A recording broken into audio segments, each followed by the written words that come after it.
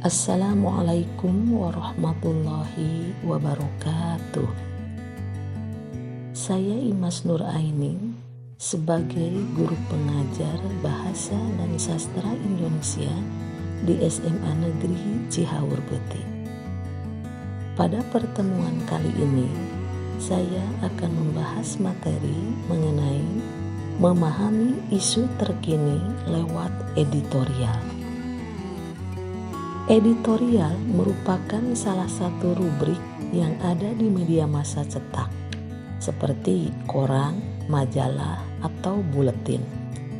Editorial biasanya menjadi sebuah cara untuk merespon suatu isu atau permasalahan dan memberikan tawaran solusi di akhir teks. Dengan membaca editorial, kita tidak hanya sekadar tahu peristiwa yang sedang terjadi, seperti saat kita membaca berita. Namun, dengan membaca editorial, kita pun akan lebih memahami dan bisa bersikap kritis. Hal ini karena di dalam editorial ada pendapat-pendapat penulis ataupun redaksi yang bisa memperjelas pemahaman kita tentang peristiwa atau keadaan yang menjadi ulasannya. Pada pertemuan kali ini, kita akan membahas materi mengenai mengidentifikasi informasi penting dalam teks editorial. Teks editorial adalah artikel utama yang ditulis redaktur koran. Isinya merupakan pandangan redaksi terhadap suatu peristiwa atau berita aktual. Berita aktual itu adalah berita yang sedang menjadi sorotan, fenomenal, dan kontroversial atau menimbulkan perbedaan pendapat. Permasalahan yang dibahas dalam teks editorial adalah permasalahan yang berkaitan dengan peristiwa atau berita yang sedang hangat dibicarakan atau aktual, fenomenal, dan kontroversial. Di dalamnya terkandung fakta peristiwa sebagai bahan berita.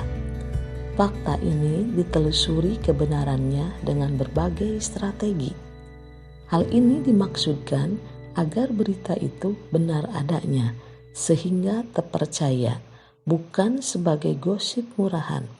Di samping itu, harus diidentifikasi dan dipastikan apakah fakta peristiwa tersebut aktual atau biasa-biasa saja.